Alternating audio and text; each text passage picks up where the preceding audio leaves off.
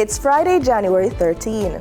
In the headlines locally, Agriculture Minister calls on board chairpersons to share knowledge and skills to grow the sector. In business news, MSBM and JBDC sign strategic partnership. Regionally, Trinidad PM Rowley says no need to cancel Carnival amid increase in COVID-19 cases. Internationally, California bomb cyclone creates flood warning for millions. In sports, Ronaldo left off FIFA award list headed by Messi and Mbappe. This is the news on PBC Jamaica. I'm Brittany Clark.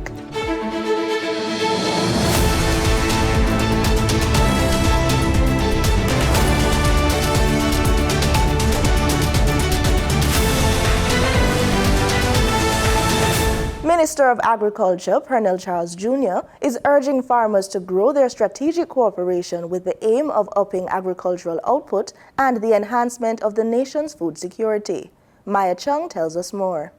Board chairpersons of entities under the Ministry of Agriculture and Fisheries have been encouraged to share their knowledge and skills to achieve greater efficiency in the different sectors. The call came from Minister of Agriculture and Fisheries, the Honorable Pernell Charles Jr., during a recent meeting with the board chairpersons. The meeting was aimed at refreshing strategic operations within the ministry and to share details on the Grow Smart, Eat Smart national program aimed at increasing agricultural production for the country's food security. Mr. Charles Jr. also advised that he would be holding quarterly meetings with the newly convened Council of Chairpersons as he saw that many of the skill sets within the group could be beneficial to others. The minister used the opportunity to thank the board chairpersons for their service over the past year to coincide with the one-year anniversary of his appointment in the ministry. For the news on PBCJ, I am Maya Chung. It's now time for the business report with Danita Rodney.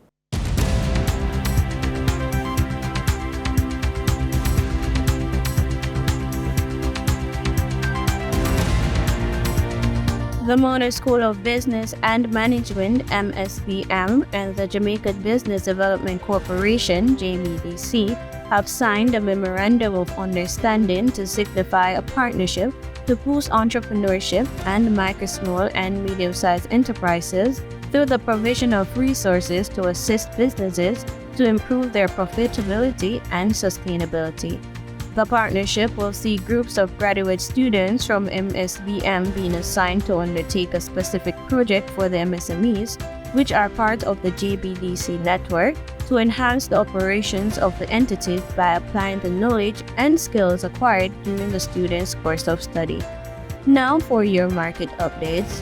In foreign exchange trading for Thursday, January 12th, the US dollar sold for an average of $153.34. The Canadian dollar ended trading at $114.91. The pound sterling traded for $187.01, and the euro sold for $167.94. In JSE trading, the JSE index advanced by 2,168 points. The junior market index advanced by 72 points. The combined market index advanced by 2,693 points, and the All Jamaican Composite Index advanced by 2,760 points. Overall market activity resulted from trading in 115 stocks, of which 60 advanced, 41 declined, and 14 traded firm. Stocks advanced for 138 Student Living Jamaica Limited Variable Preference, Access Financial Services Limited, and Berger Paints Jamaica Limited. Stocks declined for Barito Investments Limited, Caribbean Cream Limited, and Caribbean Producers Jamaica Limited. Trading firm 138 Student Living Jamaica Limited, AMG Packaging and Paper Company Limited, and Siboney Group Limited. The overall volume leaders were Wheaton Wind Farm Limited ordinary shares with over 2 million units, JMMB Group Limited 7.35% cumulative redeemable preference share, and Trans-Jamaican Highway Limited with over 1 million units. In regional stocks, on the Trinidad and Tobago Stock Exchange, their securities were traded. On the Barbados Stock Exchange, Epley Caribbean Property Fund Value Fund was a sole security trading over 50,000 shares. In regional business, in the Bahamas, a new fintech company is in the works and slated to launch soon with a program geared towards Bahamian real estate. Our news has the details. If I have a solution to a problem, if I have a solution that can get Bahamians to have ownership in our land. What started out as a dream in 2020 has now turned into reality. Acreage CEO and founder Carlisle Bethel says it will provide unique ways to invest in the market. Acreage is a crowdfunding platform that allows users, members, clients to invest in income-producing property, income-producing real estate, whether that's an apartment complex, a duplex, a boutique hotel, a parking lot. Bethel says the company has received provisional approval from the Securities Commission of the Bahamas. With the recent arrest of former FTX CEO Sam Bankman-Fried, Bethel admits that there has been some skepticism when it comes to investing in other areas, including real estate. We are investing in actual, real assets. Everything is backed by actual properties. You could see, feel, touch it. And if you want taste the building, you could go ahead and do that. But we know that our clients, from the beginning to end, we hold their hand from the beginning to end. When you accept money from people, hard-earned money that they have invested their time and energy in making, you want to make sure that that is protected. You want to make sure that is custodied. You want to make sure that the client's best interests are always first and foremost. Reporting for our news, I'm Joshua Williams. In international business, U.S. stocks closed higher, extending recent gains, as data showing a fall in consumer prices in December bolstered expectations of less aggressive interest rate hikes from the Federal Reserve. Wall Street's main indexes ended higher on Thursday, the Dow and S&P 500's third straight session of gains and the Nasdaq's fifth, after data showing a fall in consumer prices in December bolstered expectations of less aggressive interest rate hikes from the Federal Reserve. The Dow and Nasdaq each rose nearly 0.2%, while the S&P 500 gained about 0.3%. A report from the U.S. Labor Department showed the Consumer Price Index fell in December from the previous month for the first time in more than 2.5 years. Nancy Daoud, private wealth advisor at Ameriprise Financial, said that was giving investors hope that inflation was now on a sustained downward trend. That's clearly the big story. There's some optimism that the inflation is finally slowing down, and perhaps that will prompt the Fed to pull back on all these rate hikes that have been killing us. But I wouldn't put too much into that, because I do believe that the Feds will continue to raise interest rates until we've licked the whole inflation problem. And we have not done that yet. I mean, although it's down from last month, it's still higher than it was last year at this time. Shares of Microsoft, which rose more than 1%, provided the biggest boost to the S&P 500 on Thursday. Energy shares also were higher as oil prices rose by about $1 a barrel, supported by the CPI report and optimism over China's demand outlook. Shares of Tesla were near flat after Bloomberg, citing people familiar with the matter, reported the car maker has delayed plans to expand its Shanghai factory, and shares of Bed Bath & Beyond rose another 50% on Thursday as the meme stock rally continued to lift the struggling retailer as it explores a possible bankruptcy filing. In market data for oil prices rose and were on track to gain over 7% on the week on solid signs of demand growth in top oil importer China and expectations of less aggressive interest rate rises in the United States. Brent crude futures rose by 53 cents to $84.56 a barrel, and West Texas Intermediate crude futures gained 59 cents to $78.94 a barrel. And that was the business report on PBCJ. I'm Danita Rodney. Regionally out of Trinidad, Prime Minister of Trinidad and Tobago, Dr. Keith Rowley, on Thursday assured there was no need to change COVID-19 protocols, impose new restrictions, cancel carnival, or close the country's borders despite an increase in cases and hospitalizations. He asserted that the population is now highly immune, with about half vaccinated and a large portion of those unvaccinated population having been exposed to the virus and therefore acquired natural immunity. However, he stressed the importance of personal responsibility, especially during Carnival next month. Maya Chung has more. The Prime Minister said that the country is open, but COVID-19 is out there. He said take personal cover, adding that Trinidadian citizens know what to do.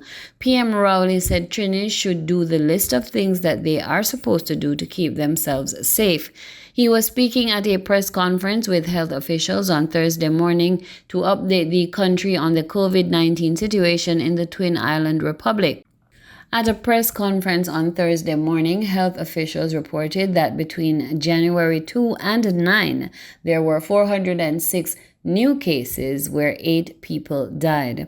Professor of Molecular Genetics and Virology at UWI, Christine Carrington, also reported that 4 cases of the Omicron XBB.1.5 variant, the most transmissible variant of COVID-19 yet, have been detected. Addressing the question of the upcoming carnival, the Prime Minister said the nature of carnival is meeting and mixing. He said that the situation does not warrant citizens to not have carnival.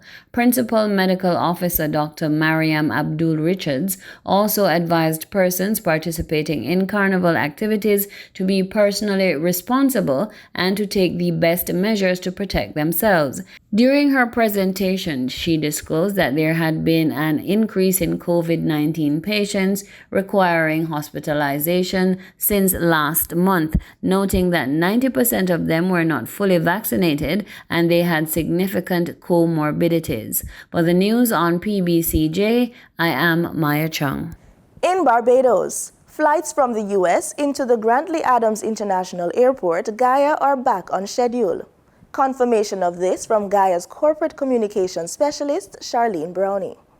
The news follows widespread flight delays resulting from a glitch with the Federal Aviation Authority's FAA system, which forced the FAA to ground all flights in the U.S. On January 11, 2023, the Federal Aviation Administration of the U.S. Department of Transportation reported a Notice to Air Missions system outage. This resulted in flights leaving from and going to the USA experiencing significant delays. Regrettably, we at the Grantley Adams International Airport were also impacted, but we're happy to report that as of today, January the 12th, all flights to and from the USA are back on track and no delays are noted in our schedule. There's been a lot of communication surrounding the outage, so passengers were kept well informed. We also encourage them to track their flight status on our site, GaiaFids.com. That's GaiaFids.com, where they can view all updates as they come to hand. During his address at the Global Voices of South Summit in Delhi, India, on Thursday, Guyana's president, Dr. Irfan Ali, said the South must act collectively to dismantle unwarranted trade barriers to achieve sustainable development in areas such as food security and implement climate-smart technologies. Small island developing and low-lying coastal states who face the threat of physical extinction as a result of the climate crisis and whose populations have been encumbered by high debt burdens, imported inflation, and increasing energy costs. India's presidency of the G20 and its proclaimed commitment of being the advocate of the South offers hope that within the global governance architecture, the concerns of the South will enjoy greater traction. The international community is confronted with a range of interconnected challenges, including a global pandemic, climate, energy, and food crisis, and interstate conflicts. These crises and conflicts have exacerbated the vulnerabilities of small island developing and low-lying coastal states. For many small island developing and low-lying coastal states, ensuring greater resilience against the adverse effects of climate change will require increased, improved, and faster access to concessional financing for climate adaptation. The climate crisis has imperiled food security in many parts of the world. It is intolerable that in a world of so much, so many have to subsist on so little. Sustainable development is unachievable without food security. The South, therefore, must act collectively to guarantee its food security. It can do so by dismantling artificial and unwarranted barriers to trade in agricultural commodities, attracting greater investments in food production, and promoting the wider dissemination of agricultural technologies, especially climate-smart technologies. India's vast experience in agricultural production and technology allows it to lead on this front. Government says they see a positive impact on Grenada's economy if a once-planned UWI campus is built in Grenada. More from GBN News. Government is focusing on restructuring the education sector, and the possibility of having a second university on island is an issue being brought back to the fore. 10 years ago, third largest land grant in the university's history, 89 acres awarded in Hope. 2012, I believe, was the signing. We're in 2023, and there is nothing. Yes. What will your administration, well, how do you see the government partnering with UWI? The National Democratic Congress government, led by former Prime Minister Tillman Thomas, promised the construction of a University of the West Indies campus in Grenada. A site at Hope in St. Andrew was identified, and much of the preliminary work was done. However, having lost the general elections in 2013, the project was no longer pursued. Prime Minister Deacon Mitchell sees this as a lapse in judgment, but foresees going forward as a positive for Grenada's economy. But we do recognize it's 10 years later. And as we say in Grenadian language, we've lapsed and lapsed badly. But it's for us to pick up the pieces and to begin to jumpstart it to see if we can go again.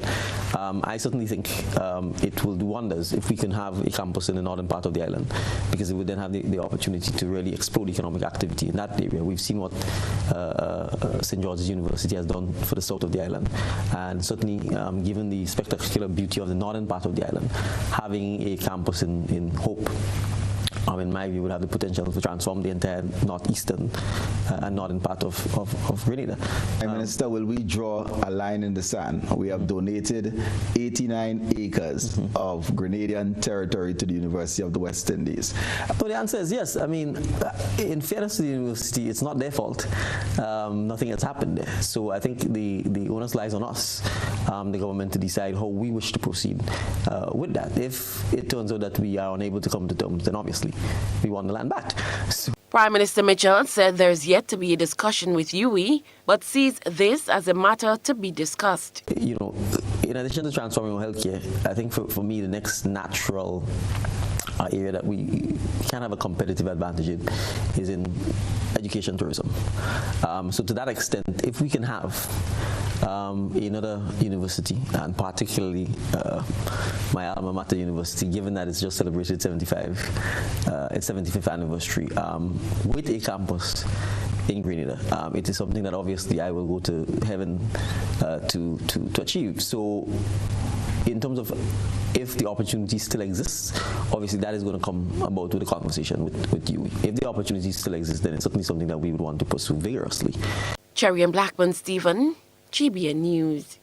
A cyclone in California, which has caused floods, rock slides, and left neighborhoods underwater, is now moving to the north of the state. More than 4.5 million Californians were under flood watches early on Wednesday, with thousands still displaced. The threat of the flooding is to remain in place until Friday. At least 18 flood-related deaths have been reported in the state since storms began in late December. We join the BBC for details. Now to the United States and California, where off the coast a cyclone has been causing chaos. It's continuing to pour rain onto the already soaked American state, which has now seen at least 18 flood-related deaths there. A series of storms since Christmas has toppled power lines, has caused mudslides to rock slides onto highways. Homes have been inundated and more severe weather is expected. Sophie Long has the latest from California. A brief respite from the rain, but water surrounds Sacramento. This landslide caused chaos in the Central Valley. There were countless others like it across California. Workers rushed to repair this sinkhole that swallowed 2 cars in Los Angeles.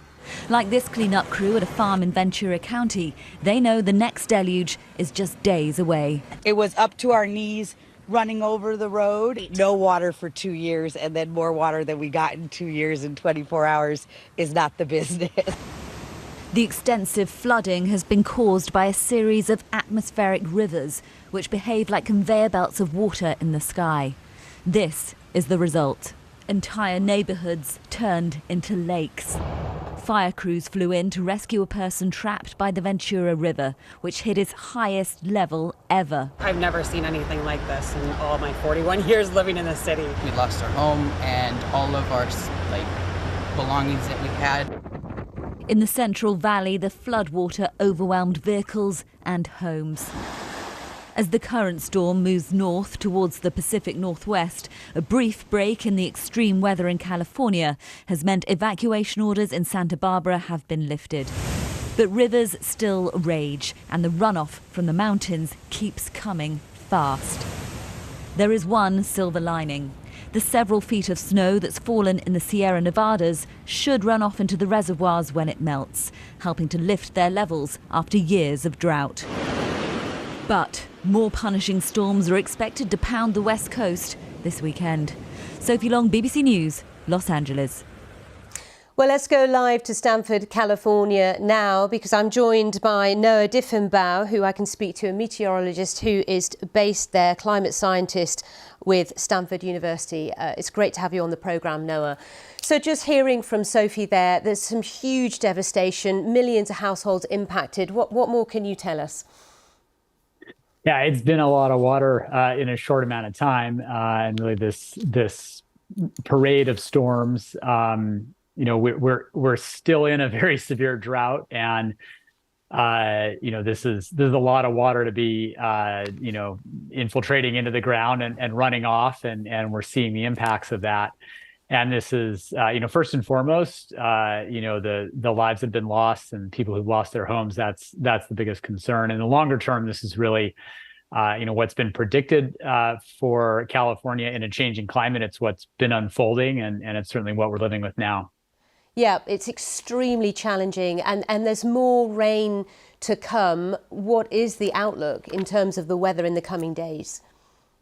Yeah, so we are expecting additional atmospheric river storms, and we've really had an accumulation. So there are many reservoirs that were very, very low during the drought. Our big water supply reservoirs in the state are still below average for the most part, but there are a lot of small reservoirs that are used for flood control that have filled up. The soils are very saturated.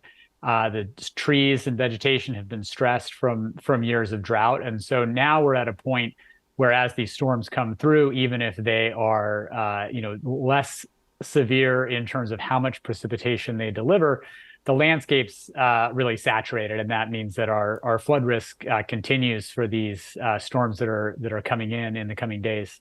Now, California, as we're all very aware, has been impacted by the climate crisis on so many levels. As you mentioned, drought, incredible fires we've seen in recent years during the summer months, and now this flooding as well.